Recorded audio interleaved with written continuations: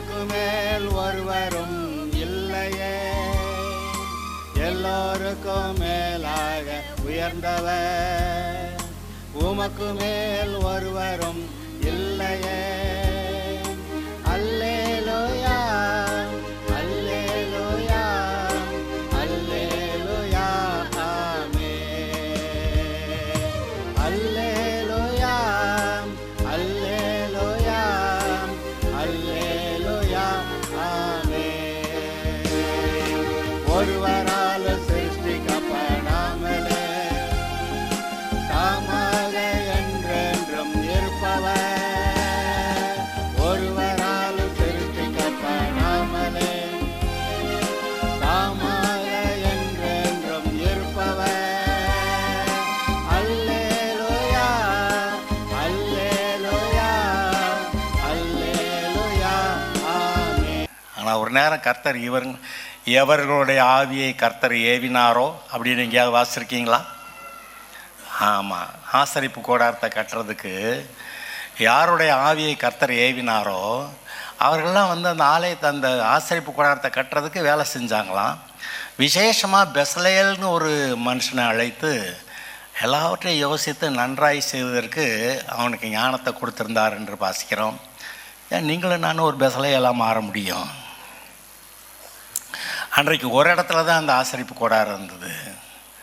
இங்கே நீங்கள் ஒவ்வொருவருமே ஒரு ஆசரிப்பு கூடாரமாக, ஒவ்வொருவருமே அந்த மகா பரிசுத்த ஸ்தலமாக, ஒவ்வொருவருமே அங்கே உடன்படிக்கை பெட்டி இருந்ததே. உங்களுடைய இருதயம்தான் உடன்படிக்கை பெட்டி. அந்த உங்களுடைய இருதயமே உடன்படிக்கை பெட்டின்னா உங்களோட கூட உடன்படிக்கை பண்ணின தேவன் உள்ளே வாசமாக இருக்கிறார். உடன்படிக்கை பெட்டிக்குள்ளே சில பொருள்கள் இருந்தது. அதை மூடி இருக்கிற அந்த பலகைக்கு பேர், அது பொன்னால் செய்தது. பேர் என்னவா? கிருபாசனம், கிருபையின் ஆசனம். தேவன் பயங்கரமான ஆளா இருக்கலாம், பயங்கரமானவர் தான். ஆனால் மனிதன்ட்ட வரும்போது கிருபையின் ஆசனத்திலே அமர்ந்தவராய் நமக்கு கிருபையை கொடுக்கிறவராய் இருக்கிறார். நம்முடைய சுயநீதியை நம்பிக்கிட்டு இருக்கிற வரைக்கும் தான் ஒன்றும் நடக்க மாட்டேன்னுது. ஆனால் தேவனுடைய நீதி, தேவனுடைய கிருபை, அவர் கொடுக்குற பரிசுத்தம், அவர் கொடுக்குற ஜீவன், அவர் கொடுக்குற ஆசீர்வாதம், இதெல்லாம் பெற்றுக்கொள்ள நான் எந்த விதத்திலும் தகுதி இல்லை ஆண்டவரே, ஆனால் இதெல்லாம் எனக்கு கொடுத்துருக்கிறீரே, உங்களுக்கு நன்றின்னு நம்ம நன்றி சொல்லும்படியாக அப்படி நன்மை செய்கிறவராக இருக்கிறார். இதை நினைத்து பார்ப்போமாக. கிருபையின் ஆசனம், கிருபாசனம். அந்த கிருபையின் ஆசனத்திலிருந்த மோசைகிட்ட பேசினார். இது இயேசு சிலுவைக்கு போன உடனே அவர் ஜீவனை விட்டார். அவத்தா திரைச்சீலை ரெண்டாய் கிழிந்தது. மகா பரிசுத்த ஸ்தலத்தையும் பரிசுத்த ஸ்தலத்தையும் பிரித்து வைத்திருந்த அந்த திரைச்சீலை ரெண்டாய் கிழிந்தது. ஆதலால் அந்த அந்த பிரதான ஆசிரியரின் மாத்திரம் தான் அங்கே போகணும். வருஷத்துக்கு ஒரு தடவை தான் போகணும். அடிக்கடி போனால் ஏதாவது தப்பு பண்ணி அடி விழுந்துடும். கர்த்தருடைய பெட்டியை கொண்டு வரும்போது ஒருத்தன் மாடு இடறதுன்னு சொல்லி பெட்டி சாய போகுதுன்னு பிடிச்சான். அவன் பேர் என்ன? ஊசா. என்ன ஆச்சான்? செத்தான். அவர் ரொம்ப நல்லவராக இருக்கிறாரு, ஆனால் ரொம்ப பயங்கரமானவர். ரொம்ப எச்சரிக்கையாக தான் இருக்கணும். பயபக்தின்ற ஒரு வார்த்தை இருக்கிறது. பயமும் வேணும், பக்தியும் வேணும். அப்போ தான் கர்த்தருக்கு பயப்படுதலே ஞானத்தின் ஆரம்பம். பக்தி உள்ளவர்களை கர்த்தர் தமக்காக தெரிந்து கொண்டார். இதை 2 வசனத்தை நீங்கள் பாருங்கள். கர்த்தருக்கு பயப்படுதலே ஞானத்தின் ஆரம்பம். கர்த்தருக்கு பயந்தா இந்த உலகத்தார் செய்கிற மாதிரி பாவங்களை எதையும் செய்ய மாட்டோம். அப்போ கர்த்தர்கிட்ட வந்துட்டோன்னே அவங்க செய்கிறத செய்யலைன்னா கர்த்தர் செய்கிறத செஞ்சுருவான். பக்தி உள்ளவனை கர்த்தர் தமக்காக தெரிந்து கொண்டார் அப்படின்னு வாசிக்கிறீங்க. நான் யோசிப்பேன், நம்மளை காட்டிலும் இந்த பெந்தகோஸ்தே காட்டிலும் ரொம்ப பக்தியாக இருக்கக்கூடிய இன்னொரு கிறிஸ்தவ கூட்டம் இருக்குது. நெடு முழங்கால் போட்டாங்கன்னா மணிக்கணக்காக கூட போட்டு ஜெபம் பண்ணிகிட்டு இருப்பாங்க. எனக்கு ரொம்ப ஆச்சரியமாக இருக்குது. எப்படி அவ்வளவு நேரம் இவ்வளோ பக்தி நம்மக்கிட்ட இல்லையே, இது என்கிட்ட அவ்வளோ இல்லையே நினைப்பேன். ஆனால் நம்ம எல்லாவற்றையும் சரியாக நிதானிக்கிறோம். தேவன் தம்முடைய பிள்ளைகளை ஒரு மணி நேரம் மண்டி போட்டு ஜெபம் பண்ணு அப்படின்னு சொல்கிறவர்னு நான் நினைக்கல. அவர் என்ன சொல்லியிருக்கிறாரு, நீ வா என் பக்கத்தில் உட்காருன்னு சொல்கிறாரு. நாம் தகுதி இல்லை, கர்த்தர் முன்னாடி வர்றதுக்கு நான் தகுதி இல்லை, அங்கே வரவே முடியாது அப்படின்னு நினைக்கிறவங்க முன்னாடி மண்டி தான் போடுவாங்க. நான் இந்த பாவம் செஞ்சுருக்கேன், அந்த பாவம் தான் செஞ்சுருக்கிறேன், பாவியாக இருக்கிற என் மீது இரக்கமாக. இந்த பேச்சு நம்மளை உருப்பட விடாது. அவர் என் பக்கத்தில் உட்காருன்னு குமாரனா இயேசுவுக்கு சொன்னார். கிறிஸ்துவுக்குள்ளே நீங்களும் அங்கே உட்கார்ந்துருக்கிறீர்கள் அப்படின்னு சொல்லி வசனம் சொல்லுது.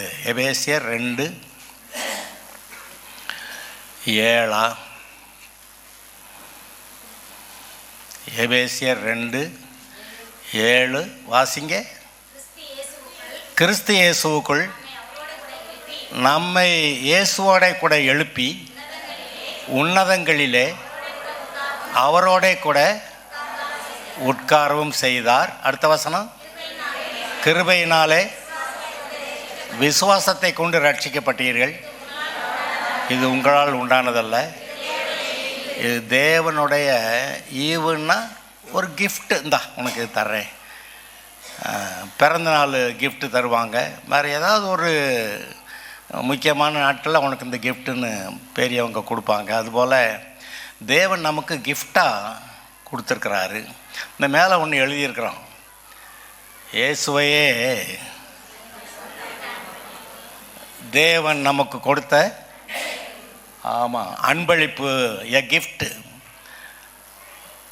அந்த தேவன் இயேசுவை நமக்கு கொடுக்கலன்னா நம்ம ஒருத்தருமே உருப்படுறதுக்கு வழி இல்லை, யாருமே பரலோகம் போக முடியாது, எல்லாருக்கும் நரகம்னு ஆதாம் பாவம் செஞ்ச உடனே அவன் சந்ததி எல்லாருக்கும் அப்படி ஆகிப்போச்சு. அவர் பார்த்தாரு, நான் என்னுடைய சொந்த குமாரனா இயேசுவை நான் தர்றேன், அப்படி இயேசுவை தர்றேன்னு சொல்லி பூமியில் மனுஷனாக பிறக்க வச்சு நம்முடைய பாவங்களுக்கு பரிகாரம் செய்தாரே, அதை அப்படி செய்வதற்கு இயேசுவை அன்பளிப்பாக தேவன் உங்களுக்கு ஒரு அன்பளிப்பு கொடுத்துருக்கிறாரு. அது இயேசு. அவர் தான் உங்களுக்கு ஜீவனை உண்டாக்கி இருக்கிறார். நான் அவைகளுக்கு ஜீவன் உண்டாயிருக்கவும் அந்த ஜீவன் பரிபூர்ணப்படவும் வந்தேன் என்று சொன்னார். அதை நினைத்து பார்ப்போமாக. நாம் இந்த பூமியில் தான் இருக்கிறோம், ஆனால் கிறிஸ்துவுக்குள்ளாக நம்முடைய வாழ்க்கையை நாம் நடத்த முடியும். உன் வழிகளிலெல்லாம் அவரை நினைத்துக்கொள், அப்பொழுது அவர் உன் பாதையை செவ்வைப்படுத்துவார். ஒரு வழியில் போகிறோம்னா, ஒரு காரியத்தை செய்ய போகிறோம்னா, ரைட்டாக தப்பா, கர்த்தருக்கு பிரியமா பிரியம் இல்லையா நினச்சாவே எப்படி செய்யணும்னு ஆண்டவர் நம்முடைய இருதயத்தில் வழிநடத்துதல் கொடுக்குறார். இன்னொரு இடத்துல எழுதியிருக்கு, நீங்கள் சாட்சியாக இருக்கிறதுனால எல்லோரும் உங்களை பிடிச்சு கொண்டு நியாய சங்கத்தில் நிறுத்துவாங்க. அப்போ என்ன பேசுகிறதுன்னு ஒன்றும் கவலைப்படாதீங்க. அந்த சமயத்தில் உங்கள்கிட்ட பரிசுத்த ஆவியானவர் உங்கள் மூலமாக பேசிக்கிடுவார். இதை நீங்கள் உணர்றீங்களா? ரொம்ப நெருக்கடியான நேரத்தில் நம்ம இருதயம் சரியாக இருந்ததுன்னா அவர் என்ன பேசுகிறாரோ அதை பேசிடுவோம். அதற்காக தான் பவுல் சொல்கிறான், எங்களுக்கோ கிறிஸ்துவின் சிந்தை உண்டாயிருக்கிறது. அது பவுலுக்கு மட்டும்தான் கிடைக்குமா, இல்லை நமக்கும் இருக்கா? பவுல் அதை அனுபவித்து எழுதியிருக்கிறான். நீங்களும் அந்த சிந்தையை, கிறிஸ்துவின் சிந்தையை பெற்றுக்கொள்ளுங்கள். நாம் ரட்சிக்கப்பட்ட காலத்தில் இந்த உலக சிந்தை தான் நம்மகிட்ட இருந்துச்சு. ஆனால் பைபிள் வாசிக்க வாசிக்க வாசிக்க தேவன் எப்படிப்பட்டவர் என்று, நம்முடைய வாழ்க்கை எப்படி இருக்க வேண்டும் என்று அவர் எழுதியிருக்கிறத வாசிக்க வாசிக்க நம்முடைய மனம் மறுரூபமாகி புதிதாகிறோம். நம்முடைய மனசு புதிதாயிருச்சுன்னா அப்புறம் புதிதானதுக்கேற்றாற் போல தான் நம்முடைய வாழ்க்கை அமைகிறது. அதனால தான் நம்முடைய மனதை, வசனத்தை கொண்டு நம்முடைய மனதை புதிதாக்க வேண்டும் என்று சொல்லுகிறார். இன்றைக்கு நான் சொல்லுகிற செய்தியோடைய தலைப்பு,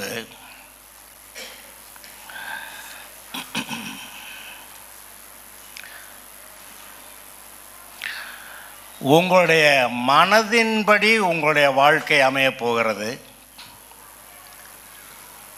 உங்களுடைய மனதின்படி உங்களுடைய வாழ்க்கை அமையப் போகிறது. மனுஷன் ஆவியா ஆத்மாவா சரீரமாக இருக்கிறான். அதை முழு இருதயத்தோடும் முழு ஆத்மாவோடும் முழு பலத்தோடும் கர்த்தரிடத்தில் அன்பு கூறுவாயாகன்னு வாசிப்போம். நான் அந்த மார்க் புஸ்தகமும் என்னமோ அங்கே வாசிட்டு இருந்தேன். அதில் முழு இருதயத்தோடும் முழு ஆத்மாவோடும் முழு பலத்தோடும் அப்புறம் முழு மனதோடும் முழு சிந்தையா மார்க் 12. ஓகே, அதை எடுத்து கொஞ்சம் பார்த்துக்கிறலாம். மார்க்கு 12 ஓகே 30வது வசனம். ஒருத்தர் எல்லாருமே சேர்ந்து வாசிக்கலாம். எடுத்துட்டிங்களா? எல்லோரும் எடுத்துட்டிங்களா அதெல்லாம்? ஓகே, வாசிங்க 30வது வசனம்.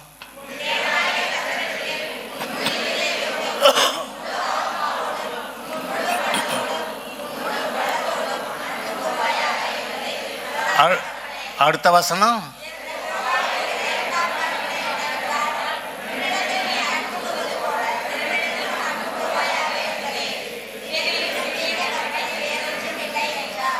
ஆமாம், இதை விட பெரிய கட்டளை ஒன்றும் இல்லை அப்படின்னு வருது. முழு இருதயத்தோட முழு ஆத்மாவோட முழு பலத்தோட முழு மனதோட கர்த்தரிடத்தில் அன்பு கூற சொல்லியிருக்கிறாரு.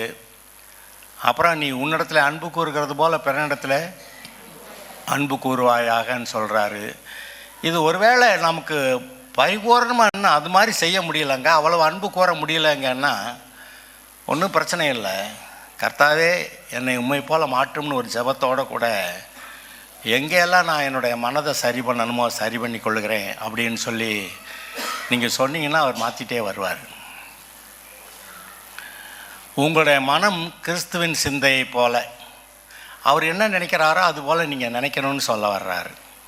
ஒழுங்காக பைபிளில் படித்து அவருக்கு பிரியமாக இருக்க தீர்மானித்தா போதும், அவருக்கு பிரியமான மனசு நமக்குள்ளே வந்துடும்.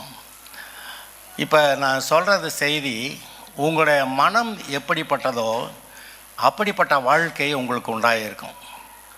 3 யோவானில் அந்த 2வது வசனமா, உன் ஆத்மா வாழ்ந்திருக்கிறது போல நீ எல்லாவற்றிலும் வாழ்ந்து சுகமாக இருக்கும்படி வேண்டிக் கொள்ளுகிறேன். அது என்ன சொல்கிறாரு? உன் ஆத்மா, உன் மனசு, ஆத்மா மனசு சமயத்தில் ஆவி ஆத்மா மாதிரி சரீரம் எல்லாத்தையுமே ஒன்றா தான் சேர்த்து சொல்கிறது வழக்கம் சில இடங்களில். ஆனால் நம்முடைய மனசு, உன் ஆத்மா கிறிஸ்துவுக்குள்ளே எவ்வளோ சந்தோஷமாக இருக்கோ அதான் அந்த அர்த்தம். உன் ஆத்மா வாழ்ந்திருக்கிறது போல. அப்போ உங்கள் மனசு கர்த்தருக்குள்ளே சந்தோஷமாக இருந்தா அதைத்தான் நான் வாழ்ந்திருக்கிறது போலன்னு சொல்லுது. உங்கள் மனசு கர்த்தருக்குள்ளே சந்தோஷமாக இருந்தா அது போதும், எல்லாவற்றிலும் நீங்கள் வாழ்ந்து சுகமாய் இருப்பீர்கள். இப்போ சுகத்துக்காக நம்ம எவ்வளோ போராடி ஜெபம் பண்ணிக்கிட்டு இருக்கிறோம். ஆனால் நம்முடைய மனசு கிறிஸ்துவின் சிந்தையாக மாறுவது போல் நம்ம இடம் கொடுத்தோமானா அது தானாக சுகம் வருகிறதா இருக்கிறது. ஒவ்வொரு சமயத்துலேயும் சுகவீனம் வரும்போது டாக்டர்கிட்ட போய் நம்மளை காமிச்சு சரீரத்துக்கு தேவையான டேப்லெட்டு ஊசி எல்லாம் போட்டுட்டு வந்துடுறான். ஒரு விடுதலை கிடைக்குது, அல்லேலூயா, அது ரைட்டு, சந்தோஷந்தான். அந்த விசுவாசம் குறைவாக இருக்கிற காலத்தில், தேவன் எதிர்பார்க்கிற அளவுக்கு விசுவாசம் இல்லாது இருக்கிற போது, அப்போ ஹாஸ்பிட்டலில் போய் டாக்டரில் பார்த்து எல்லாம் சுகத்தெல்லாம் வாங்கிடலாம். ஆனாலும் இந்த ஆஸ்பத்திரியில் போய் டாக்டரை பார்த்து சுகத்தை பெற்றுக்கொள்கிறத காட்டிலும் தேவனுடைய வார்த்தையை விசுவாசித்து அதனால் சுகம் பெறுகிறது தான் உண்மையாகவே ரொம்ப பிரயோஜனமாக இருக்கும். அதனால் எப்போயுமே அர்ப்பணிக்கப்பட்ட வாழ்க்கையை வாழும்போது நான் உமக்கு பெரிய ஆண்டவரே, என் சரீரம், என்னுடைய ஆவி, என்னுடைய ஆத்மா, என்னுடைய சரீரம் உமக்கு சொந்தம் அப்படின்னு சொல்லி கர்த்தர்கிட்ட ஒப்பு வச்சுட்டா அதை அவர் பார்த்துக்கிடுவார். சில சமயத்தில் எனக்கு ரொம்ப பயம் வந்திருக்கிற காலங்களில், ஐயா சாமி எனக்கு வழியே இல்லை, நான் என்னை உங்கள்கிட்ட ஒப்படைக்கிறேன், கர்த்தருடைய பாதுகாப்புக்கு என்னை ஒப்படைக்கிறேன் அப்படின்னு சொல்லி எத்தனையோ தடவை நான் தப்பி இருக்கிறேன். என்னுடைய மனதில் நான் கர்த்தர்கிட்ட என்னை ஒப்படைச்சிட்டேன், அதனால் கர்த்தர் என்னை காப்பாற்றிடுவார், இப்போ ஏற்பட்ட இக்கட்டிலேருந்து என்னை விடுதலை ஆக்கிடுவார் அப்படின்னு சொல்லி நான் எத்தனையோ தடவை கர்த்தருக்கு அர்ப்பணிச்சுட்டு என்னை காப்பாற்றி கொண்டு இருக்கிறேன். நாம் அதை நினைக்கணும். நாம் அவர்கிட்ட ஒப்படைக்கப்பட்டவர்களா? அவர் என்ன பண்ணியிருக்கிறார், இந்த உலகத்தாருடைய மனநிலை, உலகத்தை என்னன்னு சொல்கிறான், அவங்க மனநிலை வேறு. அவங்க எல்லாரும் பிசாசுடைய கட்டுப்பாட்டுக்குள்ளே இருக்காங்க. இந்த உலகத்தார் எல்லாரும் பிசாசுடைய பிள்ளையாக தான் இருக்கிறாங்க. அப்படி நேரடியாக சொன்னால் அடிச்சு விடுவாங்க. அதனால் அப்படியெல்லாம் சொல்ல முடியாது. நீ பிசாசின் பிள்ளைன்னு இயேசு ஒரு தடவை பரிசேயர் பார்த்து சொல்லிவிட்டார், நீங்கள் உங்கள் பிதாவாகிய பிசாசினால் உண்டானவர்கள். அதோட முடிவு என்ன? கல்லெடுத்து எரிய போயிட்டானுங்க. அந்த அதிகாரத்தோட கடைசியில் பார்த்தீங்கன்னா கல்லெடுத்து எரிய போயிட்டானுங்க. அதான் இங்கேயும் கிடைக்கும். அதனால் நம்ம அதை சொல்ல வேண்டியதில்லை. இயேசு ரட்சிக்கிறார். அந்த உலகத்தாருடைய மனநிலை பிசாசு என்ன மாதிரியெல்லாம் மனநிலை அவங்களுக்கு கொடுத்தாங்களோ அதை வச்சுருக்குறாங்க. நாம் கர்த்தர் நமக்கு என்ன மனநிலையை கொடுக்குறாரோ அதை நம்ம வச்சுக்கிறோம். தேவன் அன்பாகவே இருக்கிறார். அதனால் தேவ அன்பு நமக்குள்ளே செயல்படும். அந்த அன்பினால் ஆரம்பிக்கிறது தான் ஆவியின் கனியாக கலாத்தியர் 5வது அதிகாரத்தில் எழுதியிருக்கு. அது முதலாவது வார்த்தை அன்பு, சந்தோஷம், சமாதானம், சாந்தம், தயவு, இச்சையடக்கம், விசுவாசம், நீடிய பொறுமை. இன்னொன்று இருக்கோ, நற்குணம்.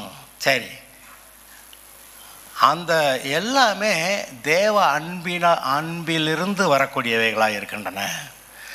தேவ அன்பை நீங்கள் அங்கீகரித்தால் போதும், அந்த மீதி சந்தோஷம், சமாதானம், சாந்தம், தயவு, நற்குணம், இச்சையடக்கம், விசுவாசம், நற்குணம் எல்லாம் வந்துடும். ஏன்னா அன்புலேருந்து தான் மீதி எல்லாம் வருது. தேவ அன்பு நமக்குள்ளே சில சமயத்தில் நான் யோசிச்சிருக்கேன், அன்பே இல்லாத இருதயமாக இருக்கே, அப்பா இது என்ன கொடுமையான விஷயமா இருக்குது அப்படி நான் யோசிச்சிருக்கேன். அது தேவ அன்புக்கு நம்ம கொடுக்குற முக்கியத்துவத்தை காட்டில் மற்ற காரியங்களில் ஜெயமாக கெட்டிக்காரத்தனமாக வாழ்ந்துடணும் அப்படி நினைக்கிறதுல இருந்திருக்கிறான். ஆனால் அன்பு கூறாமல் இல்லை, ஆனால் இருதயத்தில் உணராமையே ஓடிக்கிட்டு இருக்குது வாழ்க்கை. ஆனால் நம்ம தேவ அன்பை நம்முடைய இருதயத்தில் நினைத்து பார்ப்போம் என்றால், அந்த வசனம் ரோமர் 5 அதில் என்ன சொல்லியிருக்கு, பரிசுத்த ஆவியினாலே 5 எடுங்க, ரோமர் 5 ரோமர் 5:5 மேலும் நமக்கு அருளப்பட்ட பரிசுத்த ஆவியினாலே தேவ அன்பு நம்மிடத்தில் நம்முடைய இருதயத்திலே ஊற்றப்பட்டிருக்கிறது. எங்க சொல்லுங்க, தேவ அன்பு என்னுடைய இருதயத்திலே ஊற்றப்பட்டிருக்கிறது. பரிசுத்த ஆவியினாலே தேவ அன்பு என்னுடைய இருதயத்தில் ஊற்றப்பட்டிருக்கிறது. இதை 10 தடவை அறிக்கை பண்ணுங்க. டெய்லி உட்காந்து 10 தடவை இதை மட்டும் சொன்னால் கூட போதும். அந்த உணர்வு வந்துடும். இந்த உணர்வில்லாத இருதயத்தை உணர்வுள்ள இருதயமாக மாற்றுறதுக்கு தான் அறிக்கைகள். என்ன அறிக்கைகள்? இது தேவன் எனக்கு என்ன செஞ்சுருக்கிறாரு, இயேசு கிறிஸ்துவுக்குள்ளே என்னவெல்லாம் எனக்கு ஆசீர்வாதம் இருக்குது, எந்தெந்த விஷயத்துலலாம் எப்படியெல்லாம் நான் பிசாசை ஜெயிக்கலாம் என்று சொல்லி வாக்குத்தத்தங்கள் கொடுத்துருக்கிறாரே, அவைகளெல்லாம் நமக்கு சொந்தம். ஆனால் ஒன்றுமே இல்லாத வெறுமையாக இருக்கிற மாதிரி இருதயம் இருந்தால், இருதயம் எம்டியாக இருந்தால் வாழ்க்கையும் எம்டியாக போயிடும். அதனால் தேவ அன்பு, தேவன் அவருடைய அன்பு நமக்குள்ளே இருக்கட்டும். அந்த யோவான் 14:27 என்னமோ அதில், ஒருவன் எனக்கு என் இடத்தில் அன்பு கூர்ந்தால் என்னுடைய கற்பனைகளை கை கொள்வான், எடுத்து வாசிங்க. யோவான் 14:27, 27, 23.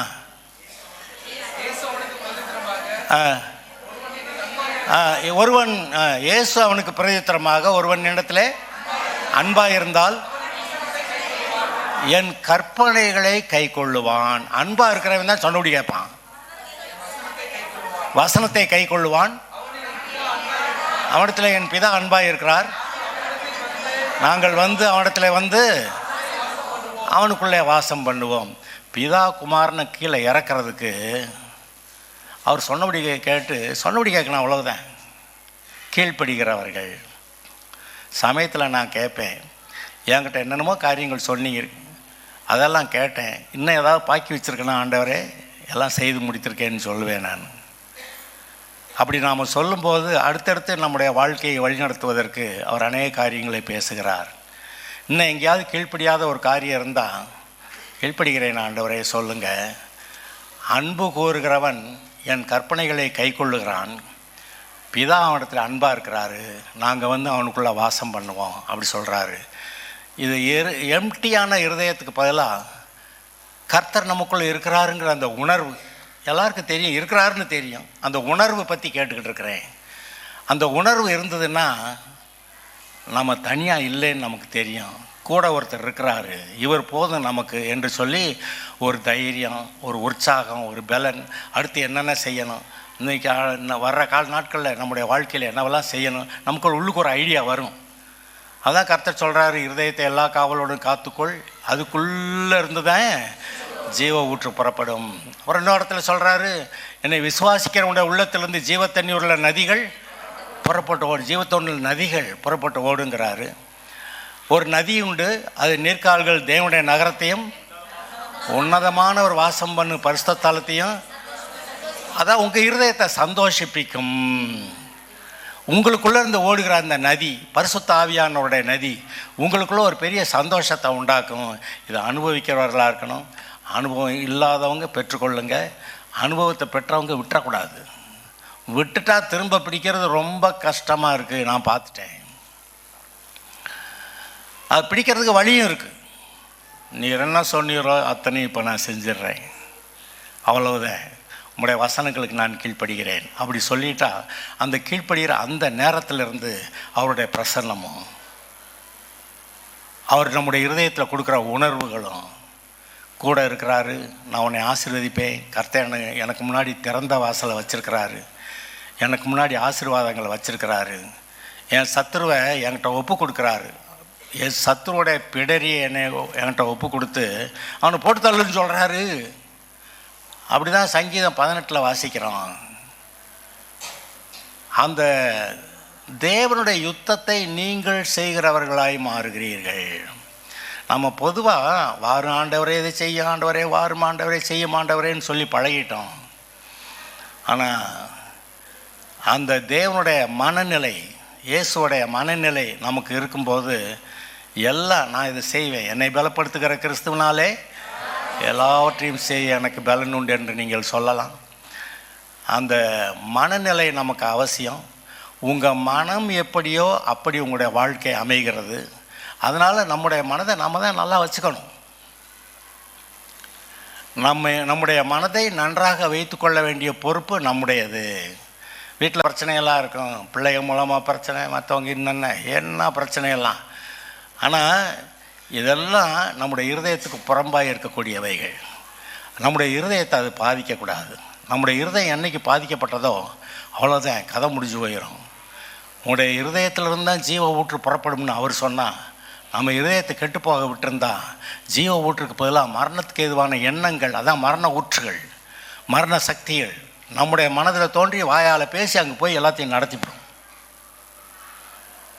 அதனால் உங்களுடைய இருதயம் எப்படி இருக்கிறதோ, உங்களுடைய மனம் எப்படி இருக்கிறதோ அப்படி உங்களுடைய வாழ்க்கை அமைகிறது.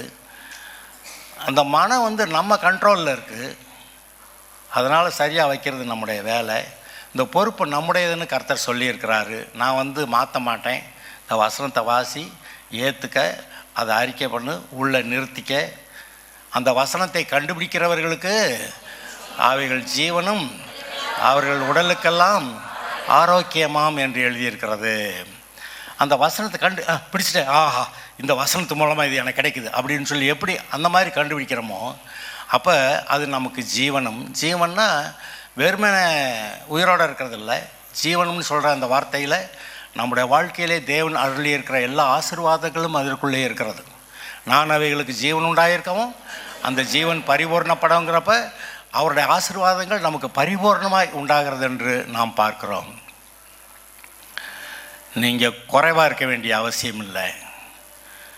தேவன் உங்களுக்கு 100 கொடுத்துருக்கும்போது நீங்கள் 99 வாழ வேண்டிய அவசியம் இல்லை. எல்லா நன்மையும் சுதந்திரிக்கத்தக்கதாக ஞானத்தையும் பலனையும் கர்த்தர் கொடுக்கிறார். நம்மக்கிட்ட அது இல்லை, ஆனால் அவர் கொடுக்குறார். ஜெபம் பண்ணிடலாம், கர்த்தாவே நீரே என் அடைக்கலம் கோட்டை, நான் நம்பி இருக்கிறவ என் துருகம், அப்படியெல்லாம் சொல்லிடலாம். அவன் சொல்கிறான், என் கைகளின் சுத்தத்துக்கு தக்கதாக கர்த்தர் எனக்கு பதிலளித்தார், என் இருதயத்தின் சுத்தத்துக்கு தக்கதாக கர்த்தர் எனக்கு பதிலளித்தார் அப்படின்னு சொல்கிறான். அந்த மனசுக்கு ஏற்றாற் போல அவர் பதில் செய்கிறார் என்று இருக்கிறது. உங்களுடைய மனம் தேவனுக்கு ஏற்ற விதத்தில் பிரியமாக இருக்க கடவுது. உங்களுடைய மனம் தேவனுக்கு ஏற்ற விதத்தில் இயேசு கிறிஸ்து எவ்வளோ பாடுபட்டு அன்பு கூர்ந்தார்னு பார்க்கும்போது அந்த அன்பை இவ்வளவாய் அன்பு கூர்ந்தார் அப்படின்னு அந்த சிலுவை காட்சியை பார்த்து சொல்ல வேண்டியிருக்கு. யோவான் 3வது அதிகாரத்தில் அதாவது வனாந்தரத்தில் வலு சர்ப்பம் உயர்த்தப்பட்டது போல் மனுஷகுமாரனும் உயர்த்தப்படணும் அப்படியெல்லாம் சொல்லிவிட்டு பின்னாடி சொல்ல வர்றாரு, இந்த மாதிரி இவ்வளவாய் உன்னிடத்தில் அன்பு கூர்ந்தார். உங்கள் முன்னாடி சிலுவை காட்சி வரட்டும், நம்ம ஒவ்வொருத்தருக்காகவும் நீங்கள் சொல்லலாம், எனக்காக நீர் இயேசுவை சிலுவையில் தொங்கினீர், என்னுடைய பாவத்தை ஏற்றுக்கொண்டு என்னுடைய சாபங்களை ஏற்றுக்கொண்டு அந்த சாபங்களுக்கான தண்டனையை நீர் அனுபவித்தீர்னு அதை உங்கள் மனதில் இயேசுடைய சிலுவை காட்சியை நினச்சி அவர்கிட்ட நீங்கள் ஒரு 10 தடவை சொல்லுங்கள். அது அப்படி பார்க்கும்போது அது நம்முடைய மனதில் தங்கும். ஒரு வார்த்தைன்னா அது வெறும் வார்த்தை அல்ல. கர்த்தர் நாளைக்கு உன் தேவைகளை சந்திப்பார் அப்படின்னு சொல்லிட்டா நாளைக்கு விடியாங்காட்டியும் 10 தடவை யோசிச்சிருப்பாங்க, நாளைக்கு செஞ்சிருவார். அந்த படம் உள்ளுக்கு இருக்கும். வார்த்தையாக போய்விடுகிறதில்ல, அது ஒரு படமாக நம்முடைய மனதிலே தங்குகிறது. அந்த எலிசாலாம் யோர்தானை கடக்கிறதுக்கு அவன் சால்வையை முறுக்குனானா அடித்தானா, அப்புறம் அங்கிட்டு போன ஒரு பாடு இவன் அந்த சால்வையை எடுத்து அதை அடித்தானா, 2 தடவையும் யோர்தான் நதி பிளந்துச்சான். இதை கதையை சொன்னால் அந்த படம் பூரா உங்கள் மனசில் இருக்கா இல்லையா? டிவியில் ஓடின மாதிரி, வீடியோ ஓடின மாதிரி உங்கள் மனசுக்குள்ளே அது அமைஞ்சிருது. அந்த வார்த்தைகள் உங்கள் மனதுக்குள்ளே அந்த ஆசீர்வாதமான ஜெயமான காரியங்களை அது கொண்டு வருகிறது. நீங்கள் அதை நினச்சிக்கிட்டு இருக்கிறப்ப உங்களுக்காக அந்த மரண யோர்தான் திறந்துடும். அவங்க உலர்ந்த தரை வழியாக கடந்து போனாங்கன்னு வாசிக்கிறோம். நம்முடைய வாழ்க்கையில் நாம் செய்ய வேண்டியது விசுவாசத்தோட ஒரு வார்த்தையை சொல்கிறது. விசுவாசத்தோட மோசே அந்த கோலை உயர்த்தினா செங்கடல் திறந்துருச்சு. அவன் தான் கர்த்தர்கிட்ட சொல்கிறான், என்ன ஆண்டவர் என்னை கொண்டு வந்து இப்படி மாட்டி விட்டுட்டீர், இவங்கெல்லாம் என் மேலே கல்லறினுங்கிறானுங்க அப்படின்னு சொல்லும்போது, நீ ஏன்டா இந்த மாதிரி முணங்கிட்டு இருக்கிற, படா போய் செங்கடலை திறந்து விடு அப்படின்னு கோலை உயர்த்து. எங்க இவன் கோலை உயர்த்தினா செங்கடல் திறந்துக்குச்சுங்க. நான் கேட்குறேன், அந்த கோலை உயர்த்தாமல் இருந்தால் செங்கடல் திறந்துருக்குமா? அது பாட்டுக்கு இருந்திருக்கும். அதே போல் உடன்படிக்கை பெட்டியை எடுத்துக்கிட்டு ஆசாரிகள் எடுத்து மரண யோர்தான், அந்த யோர்தானுடைய தண்ணீரில் இறங்கணும் அப்படி சொன்னார். எல்லாருக்கும் நடுக்கமாக தான் இருக்குது. இது இன்றைக்கி எல்லாத்தையும் அடிச்சுட்டு போகுதுடா, இங்கே 10 பேர் இங்கே பின்னாடி எதுவும் சொல்லியிருப்பான், அடிச்சுட்டு போகுதுடா அவங்கள. ஆனால் கர்த்தர் சொன்ன வார்த்தை என்னென்னா, அந்த ஆசாரியர்கள் கர்த்தருடைய பெட்டியை எடுத்துகிட்டு யோர்தான் நதியில் இறங்கும்போது அந்த நதி பின்னிட்டு எங்கே பாவம் ஆரம்பித்ததோ ஆதாம், அந்த ஆதாமுக்கு ஒரு ஊர் இருந்துச்சு. ஆதாம் ஊர்னு எவனோ ஒருத்தன் பேர் வச்சுருந்துருக்கான். அந்த ஆதாம் ஊர் வரைக்கும் அந்த தண்ணீர் பின்னிட்டு திரும்பியது. உங்களோட வாழ்க்கையில் மரண சக்திகள் வந்து உங்கள்கிட்ட போராடினவனா கர்த்தர்கிட்ட ஒப்புவிச்சிருங்க. நீங்கள் தான் உடன்படிக்கை பெட்டி. இந்த மரண சூழ்நிலையில் கர்த்தருடைய நாமத்தினால எனக்கு இருக்க இந்த சூழ்நிலையை, மரண சூழ்நிலை நான் எதிர்கொள்ளுகிறேன்.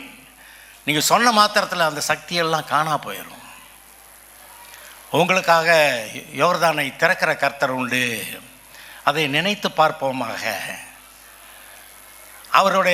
அவருடைய வார்த்தைகள்லாம் இனிமையானவைகள். இப்போ கடந்த 2 வாரத்துக்கு முன்னாடி நான் சொல்லியிருந்தேன், பாவத்தை குறித்தும் நீதியை குறித்தும் நியாயத்தீர்ப்பை குறித்தும் உலகத்தை கண்டித்து உணர்த்துவார். பாவத்தை குறித்து, ஏன் பாவத்தை குறித்து? அவர்கள் என்னை படியாதனாலே பாவத்தை குறித்து.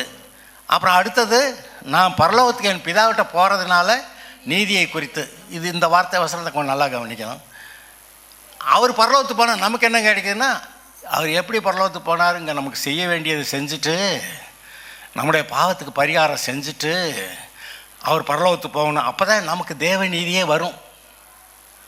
அந்த வசனம் அந்த ஒரு வரி தான், ஆனால் அது இவ்வளோ விவரம் இருக்குது. இயேசுவானவர் சிலுவையில் நமக்காக பட வேண்டிய பாடெல்லாம் பட்டு அவர் பரலோகத்துக்கு போகணும். உயிர்த்தெழுந்து பரலோகம் போகணும். உயிர்த்தெழுதுகிற வேலை வேறு இடையில கிடக்குது. அப்புறம் ஏதாவது பிரச்சனையாகி போய் உயிர்த்தெழ முடியாமல் போயிட்டா என்ன பண்ணுறது? அப்படியெல்லாம் அவர் நினைக்கல. ஒவ்வொரு தடவையும் சொல்கிறாரு, நான் ஒரு புறஜாதியாட்ட ஒப்பு கொடுக்கப்படுவேன், என்னை மரணத்துக்கு உட்படுத்துவார்கள், 3ஆம் நாள் உயிர்த்தெழுந்திருப்பேன், அதெல்லாம் சொல்கிறாரு. அவருக்கு எந்த சந்தேகமும் இல்லை. உயிர்த்தெழுந்து பரலோகத்துக்கு போனால் அவர் நமக்காக செய்து முடிக்க வேண்டிய வேலையை செஞ்சு முடிச்சிட்டாரு. அவர் செய்தது தான் நம்முடைய நீதி. இயேசு கிறிஸ்து நமக்காக பாவமாகி அவருக்குள் நாம் தேவனுடைய நீதியாகும்படிக்கு பாவமானார் அப்படி எழுதியிருக்கு. அவர் பாவமானார், அப்போனா நீங்கள் நீதி. அவர் பாவமானார், நீங்கள் தேவனுடைய நீதியாக இருக்கிறீங்க. இந்த எண்ணங்களை நம்முடைய இருதயத்தில் பிடிச்சு வைக்க முடியலை. அது ஒரு பெரிய போராட்டமாக இருக்குது.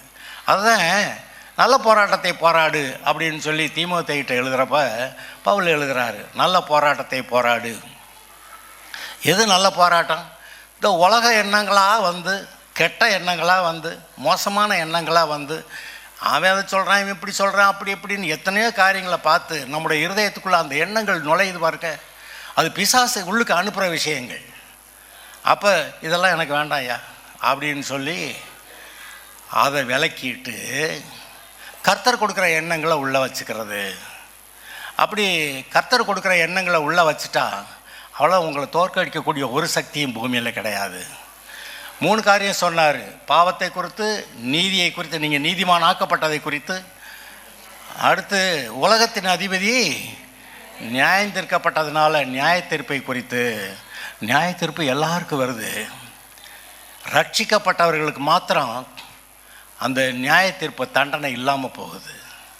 ரட்சிக்கப்பட்டவர்களுக்கு இதோ நான் உங்ககிட்ட வர்றேன், பரலோக ராஜ்யம் உனக்குள்ளே வருது, நான் என்னுடைய வசனத்துக்கு கீழ்ப்படிஞ்சா பிதா உன் மேலே பிரியமாக இருப்பார், நாங்கள் 2 பேர் வந்து உனக்குள்ளே வாசம் பண்ணுவோம். அப்படி நமக்குள்ளே இயேசு வாசம் பண்ணுகிறாரு. அதனால தான் நம்ம ரொம்ப தைரியமாக நான் பரலோகம் போவேன் அப்படின்னு நம்ம சொல்லிடுறோம். உங்களுடைய மனம்தான் நம்முடைய வாழ்க்கையை நிர்ணயிக்குதுங்கிறத நீங்கள் பாருங்கள். மனசை நல்லா வச்சுக்கிட்டா உங்களால் கூடாத காரியம் ஒன்றுமில்லை. விசுவாசமும் அவிசுவாசமும் நமக்குள்ள பெரிய போராட்டம் நடத்துது. கர்த்தர் சொல்கிறாரு, நான் வசனத்தை விதைக்கிறேன், எடுத்து வச்சுக்க, இவன் இருதயம் நல்லா இருக்கட்டும், அது வளர்ந்து கனி கொடுக்கட்டும் அப்படி சொல்கிறாரு. ஆனால் இது இருதயம் வழியருகே போல் ரோடு மாதிரி கற்பாறையா அல்லது முள்ளுகள் இருக்க இடமா இருந்தால் இந்த விதை எல்லா படத்துலேயும் ஒரே மாதிரி தான் வருது. இந்த இடத்துல இருக்கிற விதைகள்லாம் நல்லா முளைக்க முடியல, பலன் கொடுக்க முடியல. நல்ல நிலம் போல் இருக்கக்கூடிய இந்த இருதயத்தில் விதைக்கப்படும் போது அது 30, 60, 100 கனி கொடுக்கறது. இப்போ நம்முடைய வாழ்க்கையில் நாம் கனி கொடுக்குறவர்களா, கர்த்தருடைய கிரியைகளை நடப்பிக்கிறவர்களா, நற்கிரியைகளை செய்கிறவர்களா, கர்த்தருக்கு மகிமையா, கர்த்தர் என்ன செய்கிறாரோ அந்த வேலையை நாம் இந்த பூமியிலே செய்கிறவர்களாக நாம் இருக்க வேண்டும். அதற்காக நாம் அழைக்கப்பட்டிருக்கிறோம். இது கொஞ்சம் மண்டி போட்டு ஆண்டவரே ஆண்டவரே ஒப்படைச்சிட்டேன்னு அரை மணி நேரம் 1 மணி நேரம் அப்படி உட்காந்து சும்மா ஒப்படைச்சிட்டேன்னு சொல்கிறத காட்டிலும் என்னை மன்னியும் நான் வந்து உம்முடைய பிள்ளைன்னு சொல்கிறதுக்கு தகுதி இல்லை அப்படி சொல்லிக்கிட்டே அங்கே உட்காந்துருக்கிறத காட்டிலும் இப்போ நான் சொல்கிற விஷயம் கொஞ்சம் கடினம். ஏன்னா இந்த மாதிரி கர்த்தருடைய வார்த்தையை நம்ப விடாமல் பிசாசு ஏதோ ஒரு விதத்தில் தடுக்க பார்க்குறான். ஏற்கனவே விதைச்சா அதை பொறுக்கி போட ட்ரை பண்ணுறான். ஆகாயத்து பறவை வந்து அதை பொறுக்கி கொண்டு போனது அப்படியெல்லாம் எழுதியிருக்கு. நம்முடைய இருதயத்தில் விதைக்கப்பட்ட விதையை இயேசுவே ஆண்டவர், அவரை தவிர ரட்சிப்பு இல்லை, நானே வழியும் சத்தியமும் ஜீவனுமாக இருக்கிற இந்த வசனம் அது அற்புதமான வசனம். அவரை நம்முடைய இருதயத்தில் வச்சுக்கிட்டா, அவருடைய வார்த்தைகளை நம்ம இங்கே நினைவு கூர்ந்தா அது நமக்கு விசுவாசத்தை உண்டாக்கும். எல்லா அவிசுவாச வல்லமையும் முறிச்சிடும், பிசாசோடைய வல்லமையை முறிச்சிடும். வார்த்தையையும் அபிஷேகத்தையும் நீங்கள் பிரிக்க முடியாது. எப்படி பாவத்தையும் சாபத்தையும் பிரிக்க முடியாதோ, பாவத்தையும் சாபத்தையும் பிரிக்க முடியாதோ, அதுபோல் கர்த்தருடைய வார்த்தையையும் கர்த்தருடைய அபிஷேகத்தையும் பிரிக்க முடியாது. அந்த வசனம் வந்தால் அபிஷேகம் வந்துடும். அதனால தான் வசனத்தை பற்றி ரொம்ப பேசுகிறாரு.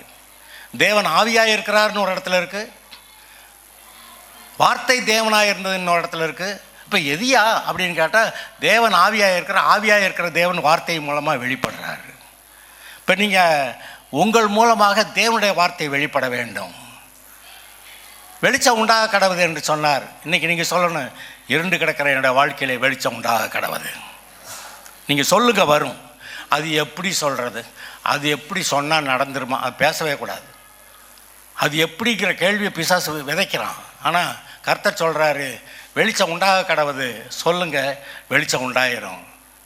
விரோதமாக செயல்படுகிற, அடங்காமல் செயல்படுகிற பிள்ளைகள் நல்லா இருக்கணும், ஒழுங்காக இருக்கணும், கீழ்ப்படிஞ்சிருக்கணும்.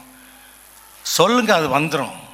உன் பிள்ளைகள் கர்த்தரால் போதிக்கப்பட்டிருப்பார்கள், அவருடைய சமாதானம் பெரிதாக இருக்கும். கர்த்தர் எல்லாவற்றுக்கும் வசனம் வைத்திருக்கிறார். இன்றைக்கு உங்களுடைய மனதை நீங்கள் எந்த அளவுக்கு தேவன் எதிர்பார்க்கிறது போல பாதுகாப்பாக நல்ல மனதாக, அதாவது தேவனுடைய கிறிஸ்துவின் சிந்தையாக நீங்கள் வைத்துக் கொள்கிறீர்களோ அந்த அளவுக்கு நீங்கள் ஆசீர்வாதத்தை சுதந்திரிப்பீர்கள். என்ன பிரச்சனை? உங்கள் மனசு தான். அது நம்ம மனசு, அதை நம்ம தான் சரியாக வைக்க முடியும். பிசாசு ஒன்று சொல்கிறான், கர்த்தர் ஒன்று சொல்கிறார். நீங்கள் என்ன தீர்மானிக்கிறீர்கள்? நீங்கள் தீர்மானிக்கிறது தான் உங்கள் மனசு. நான் கர்த்தருடைய வார்த்தையை ஏற்றுக்கொள்ளப் போகிறேன். கர்த்தர் எனக்கு பராக்கிரமசாலியாக கர்த்தர் எனக்குள்ளே இருக்கிறார். பயங்கர பராக்கிரமசாலியாக கர்த்தர் என்னோட கூட இருக்கிறார் அப்படி நீங்கள் சொல்லலாம். நீங்கள் அப்படி சொல்லுங்கள். பைபிள் முழுசும் சொல்லியிருக்கிற போதனைகள் இவ்வளவுதான். இயேசுவே ரட்சகர். அவருடைய வசனங்களை நீங்கள் இருதயத்தில் வச்சுக்கிட்டிங்கன்னா, அதை பேசுனீங்கன்னா, அவர் எப்படி ஜெயமாக இருந்தாரோ அப்படியே நீங்கள் ஜெயமாக இருப்பீங்க. அதனால் என்ன செஞ்சால் இந்த கர்த்தருடைய வாக்குத்தத்த வசனங்கள் நம்முடைய மனதில் நிற்குமோ அதை செய்து கொண்டே இருக்கலாம். உடனே ஒன்றும் பூரணமான விசுவாசம் வராமல் இருக்கலாம், ஆனால் வரும். தேவையானப்போ அது வந்துடும். ஆபிரகாமுக்கு உடனே கர்த்தர் சொன்ன உடனே ஈசாக்கு பிறந்துடல. அவனுடைய விசுவாசம் பூரணமானப்ப ஈசாக்கு வந்தான்.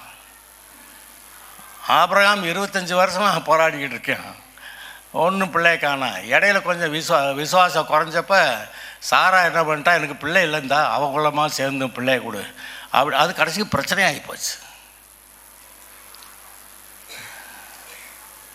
யார் என்ன சொன்னாலும் கர்த்தர் சொன்னதை மட்டும் மாற்றவே கூடாது. இன்றைக்கும் அந்த ஆகார், அந்த இஸ்மவேல் இல்லாமல் இருந்திருந்தா உலகமே சமாதானமாக இருந்திருக்குங்க. அவங்க அண்ணன் தம்பி 2 பேருக்கு வந்த சண்டை தான் அண்ணன் தம்பி தேசங்களாக இருந்து சண்டை போட்டுக்கிட்டு இருக்கிறாங்க. நாம் தேவனுடைய வசனத்தை நம்முடைய இருதயத்தில் வச்சுக்கலாம். வசனம் சொல்லுகிறது, உன் வீட்டாரே உன் சத்துருக்கள்னு. நீங்கள் ரட்சிக்கப்பட்டீங்கன்னா மீதி காட்களெல்லாம் ரொம்ப கோபம் வந்துடும். அதென்ன நீ மட்டும் என்னத்தையோ போய் வானத்திலேருந்து குதிச்சியாக்குன்னு சொல்லி சொல்லுவாங்க. ஆனால் நீங்கள் வானத்தின் பிள்ளைகளாக, பரலோகத்தின் பிள்ளைகளாக ஆகிட்டீங்க. அவர் அப்படி உடனே ஆக்கிடுறாரு.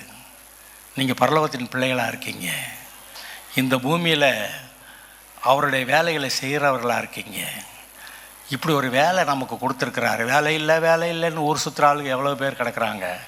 இயேசுக்கிட்ட வந்தால் வேலை கிடைக்கும், வேலைக்கு சம்பளமும் கிடைக்கும். அது சொல்கிறாரு, வழிக்கு பையாவது தடியாவது எடுத்துக்கொண்டு போகாமல் சும்மா அப்படியே போ சொல்லிவிட்டு ஏதாவது குறைவாக இருந்ததான்னு கேட்குறாரு. வேலைக்கு சம்பளம் கூலி கொடுத்துருக்குறாரு. போன இடத்துல அவனுக்கு சாப்பாடு கிடைக்குது, வஸ்திரமும் கிடைக்குது, தங்குற இடமும் கிடைச்சிருக்கு. அவங்களாம் போயிட்டு திரும்பி வரும்போது ஏதாவது குறைவாக இருந்ததா? ஒன்றும் குறைவாக இல்லை. அப்படி சந்திக்கிற கர்த்தர் உங்களுக்கு உண்டு. அல்லேலூயா. கர்த்தருக்குள்ளே பலன் கொள்ளலாம். கர்த்தர் உங்களை ஜெயமாய் நடத்துவார். மனசு கெட்டு போகக்கூடாது, கெட்டு போக விடக்கூடாது. எந்த எண்ணங்கள் மனசை கெடுக்குதோ அது தூக்கி வெளியே போட்டுடணும். இது எனக்கு வேண்டாம். அவன் கல்லா அப்பமாக்க சொல்லுவேன், இது எனக்கு வேண்டாம். அங்கேருந்து உப்பரிகள்லேருந்து குதிக்க சொல்லுவேன், இது எனக்கு வேண்டாதரா சொல்லிவிட்டு என்னை பணிந்து கொள், உடனே வா அப்பாலே போ சாத்தானே அப்படின்னு சொல்லிட்டு நம்முடைய இருதயத்தை காத்துக்கொள்வோமாக. இங்கே தான் பரலோக ராஜ்யம் இருக்குது, இங்கே தான் அவர் வந்து தங்கியிருக்கிறாரு. இதை உங்களுக்குள்ள பரலோகத்தையே உண்டாக்கக்கூடியதாக இருக்கிறது. உங்களுடைய மனதுக்குள்ள பரலோகம். அங்கே போகிறப்ப பரலோகம் போவோம். இங்கே கர்த்தர் எங்கே இருக்கிறாரோ அதுதான் பரலோகம். இன்றைக்கி உங்களுக்குள்ளேயும் அவர் வந்து தங்கி இருக்கிறதுனால உங்களுக்குள்ளேயும் ஒரு குட்டி பரலோகம் இருக்கிறது. ஹல்லேலூயா. எல்லாரும் ஜெபம் பண்ணலாம். உங்களுடைய மனதை காத்துக்கொள்வீர்களாக. பரலோக பிதாவே, நாங்கள் உம்மை ஸ்தோத்திரிக்கிறோம். இன்றும் நீர் எங்களோடு கூட அருமையான வார்த்தைகளை நீர் கொடுத்தீர். எரேமியாவுடைய வாழ்க்கையில் அவனுடைய ஊழியம் என்னவென்று அதை கொஞ்சம் கேட்டோம். அந்த இஸ்ரவேல் ஜனங்கள் கீழ்ப்படின்னு அடங்கி இருக்கணும்னு சொல்லும்போது அவங்க அடங்கி இருக்கலை, அவங்க சிறைப்பட்டு போனாங்கன்னு. அடங்கி இருக்கிறவர்கள் ஆசீர்வாதத்தை பெற்றுக்கொள்கிறார்கள்.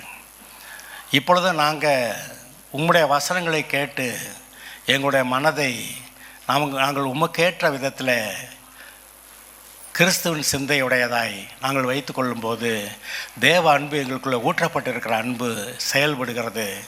நாங்கள் மலையின் மேல் இருக்கிற பட்டணமாய், விளக்குத்தண்டின் மேல் இருக்கிற விளக்காய், இந்த உலகத்துக்கு ஒளியாய், பூமிக்கு உப்பாய் நாங்கள் இருப்போம். கர்த்தாவே, அப்படி எங்களை ஆக்கும். நாங்கள் அதில் வருகிறோம். உம்முடைய சித்தம் எங்களுடைய வாழ்க்கையில் நிறைவேற கடவுது. நாங்கள் உம்முடைய கிரியைகளை எங்களை நீங்கள் பூமியில் வைத்திருக்கிற இந்த நாளெல்லாம் உம்முடைய கிரியைகளை நடப்பிக்கும்படி, அந்த நற்கிரியைகளை நடப்பிக்கும்படி கர்த்தாவே எங்களை பலப்படுத்துவீராக. கர்த்தருக்கே துதிகன மகிமை. இயேசுவின் நாமத்தில் வேண்டுகிறோம் பிதாவே.